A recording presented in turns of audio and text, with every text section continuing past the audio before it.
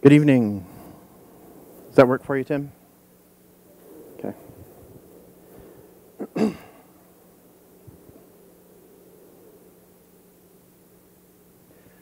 Good evening. My name is Jeff Masagatani. I'm a ministerial intern with Center for Spiritual Living, Greater Las Vegas, and it's my pleasure to be with you here at Seaside this evening. With all of you, all of my people, all of my wonderful fellow journeyers as we were going on this journey. And I know it's been a long night, and I know it's been a long evening, so my first question to you is, are you breathing? Right? The ritual of Centers for Spiritual Living, the breath, right? So what I'd like for you to do is actually go ahead and breathe with me, but I'd like for you to breathe with me in a very specific way. The specific way I'd like to do with you is I would like for you to pant through your nose, okay? I know it sounds kind of funny, but it's panting through your nose. So all together.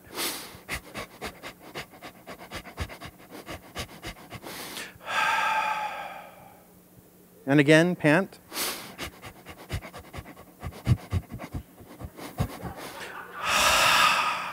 And one more time, panting through your nose.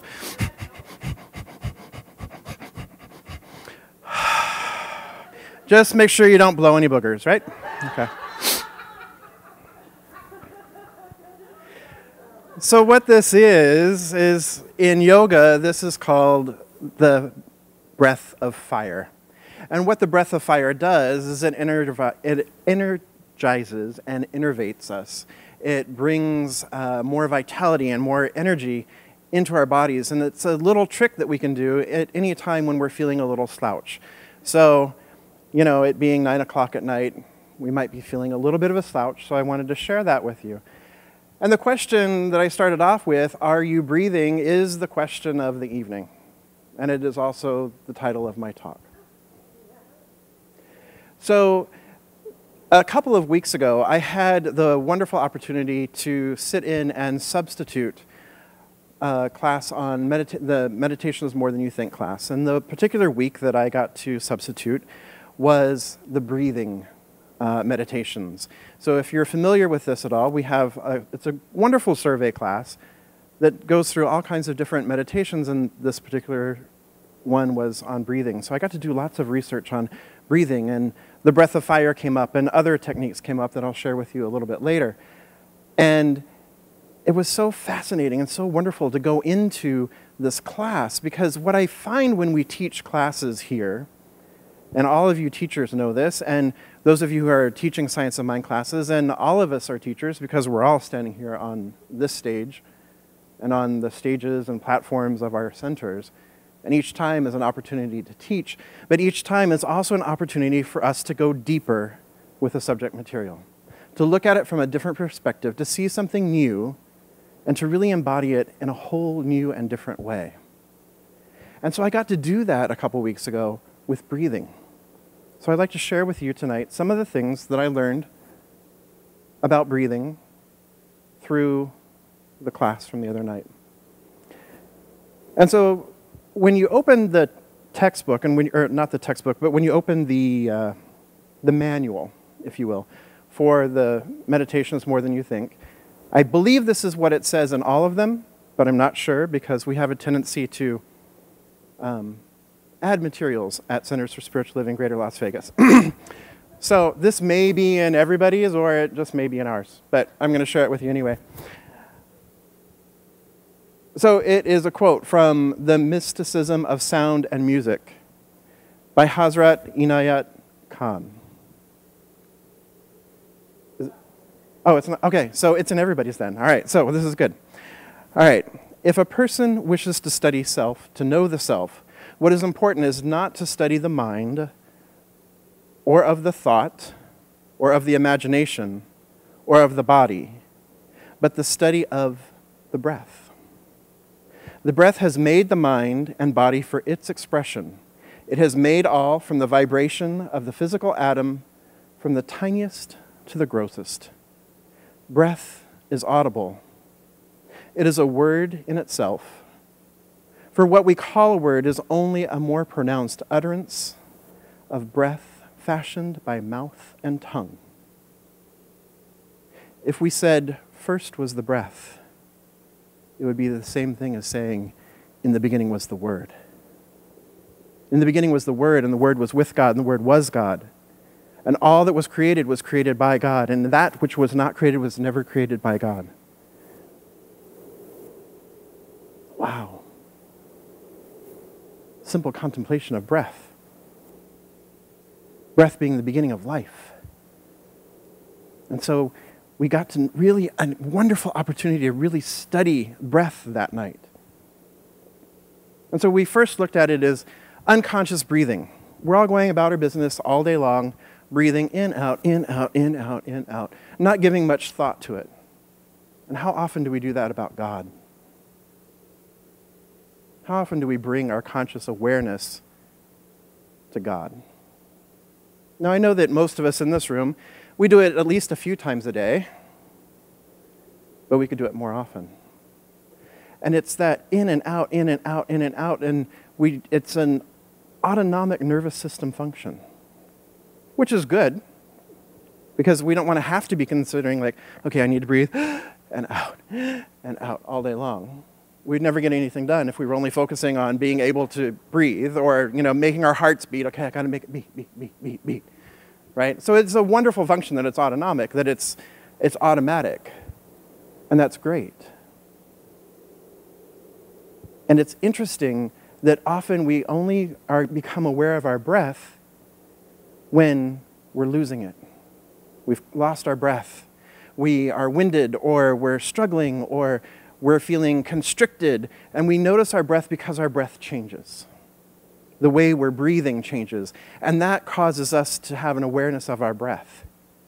So if we're moving about life and noticing that that's also the way life is happening, that we're only noticing life and we're only noticing our participation in it, or we're only noticing it when something is happening to us, we're living pretty unconsciously. We're living in that victim conscious. We're living in that to me stage that we've heard about tonight and that we've all studied at some point. Right? Another time when we come to being aware of the breath that we don't always think about is like when we've exerted ourselves, when we've efforted. When we've had a strenuous physical exercise and we've gone for a jog, or we've been on the treadmill, and obviously I haven't felt that breath in a while. Probably about a year now since I was last at the gym. But when there's exertion or effort that goes into it, we also begin to notice the breath. And we notice when we're struggling or when things become difficult and it's, and there's the sigh of disappointment or discontent. So those are all ways that we are living our lives unconsciously. Not only our breathing is unconscious, but our life is unconscious. And it can happen at any point during the day. We move on at any point, any time during the day, any time during our lives. And then when we shift into becoming more aware of our consciousness, becoming more aware of our breath, rather, consciously aware of our breath, we learn, oh, wait, I can control my breath.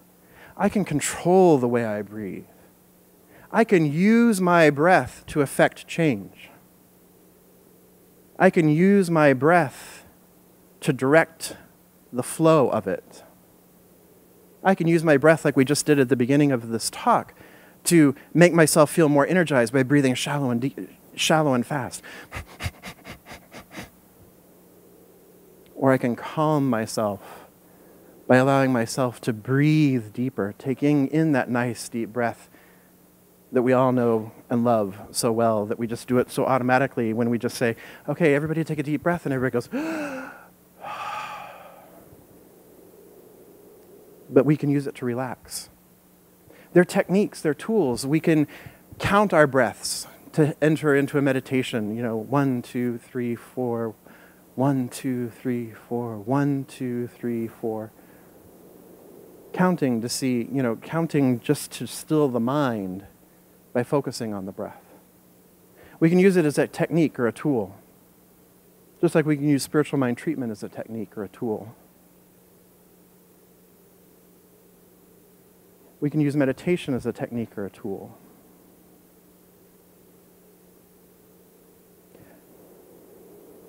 But it's a technique, and it's a tool. And we're using it consciously, mentally, to change something. To change the condition, to change the experience, to change the form. And this is sowing to the flesh. This is mental science, not spiritual science. Not the spirit, not the science of spirit. Not the science of the mystic.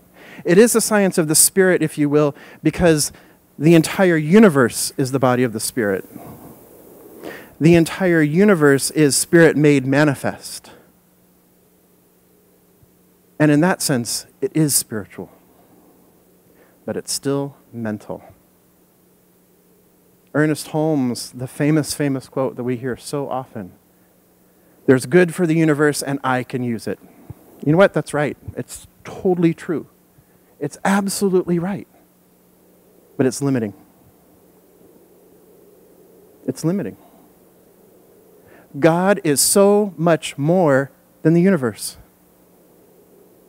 And the universe is physical matter. The universe is the physical presence. So we're talking here now about mental realm, physical realm, which is spiritual. But spirit is so much more. And so the third breath, one of the other breathing techniques rather, that I shared with the class that night was a way of just following your breath and just noticing your breathing. You don't have to do anything for it. You don't try to change it. You just follow it. Just become aware of it. Become aware of how you're breathing right now in this moment. Don't try and change it. Just be aware. And what we notice is that there's a flow, a natural rhythm that occurs as we're breathing. And what we realize is that we're not breathing. We're being breathed. We're being breathed. There is something within us that knows. That is the divine impulsion and compulsion for life. And how do we know this? Think about your breath. Concentrate on your breath for another moment. Follow your breath. And notice the stopping point at the bottom of your breath. As you inhale, there's that sweet spot before the exhale begins. And as you've exhaled, there's another sweet spot before the next inhalation starts. It's a stillness. It's a quietness. It's the place of pure potentiality, pure possibility. It's the place where God dwells. And it breathes. It breathes. I can try to control my breath. I can try and hold my breath like I did when I was a kid and we would swim at my grandparents' apartment complex. There was a wonderful swimming pool and we would go back and forth and I would try and swim underwater and see if I could go all the way to that side and all the way back holding one breath, doing it in one breath. And by the end of summer, I could always at least do one, sometimes 1.5, sometimes even 2. It was always a fun trick to see. But there was always that within me that made me take the next breath. I could hold it, I could hold it, I could hold it, I could hold it. But I had to take the next breath. I couldn't control that. And that's God, compelling and moving me forward, breathing me.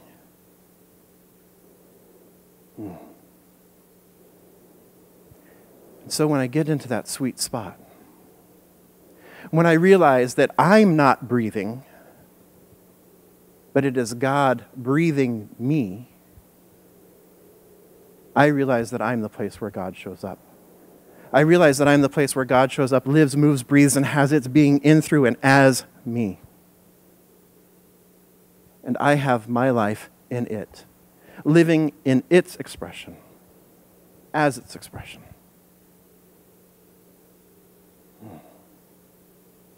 And so I just concentrate on my breath. And I bring myself back to that place of just following and realizing that it is ever present. Realizing that it is right there. As Joel Goldsmith would say, closer than breathing, nearer than hands and feet. And it breathes me.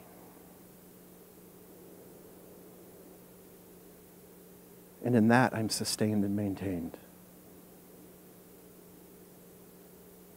And that is sufficient. And when I realize this, I'm in alignment. I've entered into that conscious union. And I live in grace. And that is the true nature. So it's not about better humanhood. It's about being in the state of grace. Living there. So there's a power for good in the universe, and I can use it. That's absolutely true. But what's more true is there's a power for good in the universe, and it uses me. It uses me. God is. I don't need to tell it what to do. God is.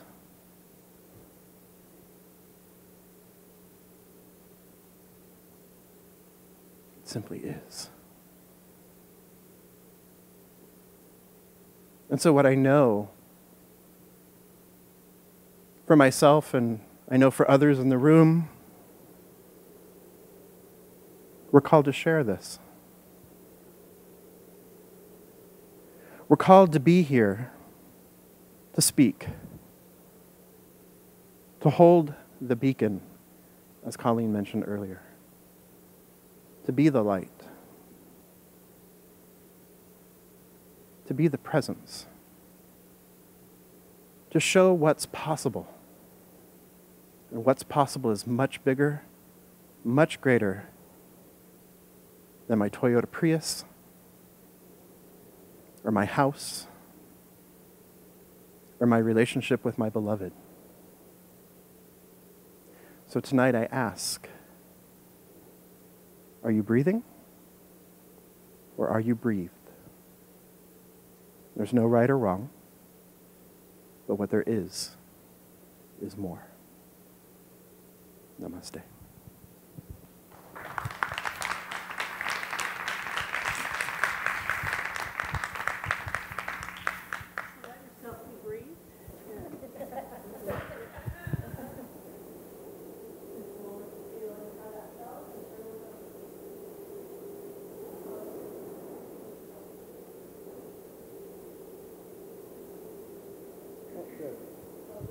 It felt good.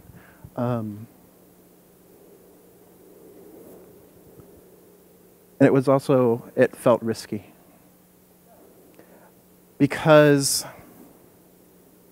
I only share these thoughts with a very small group of people. And so it felt risky, but yet it felt wonderful.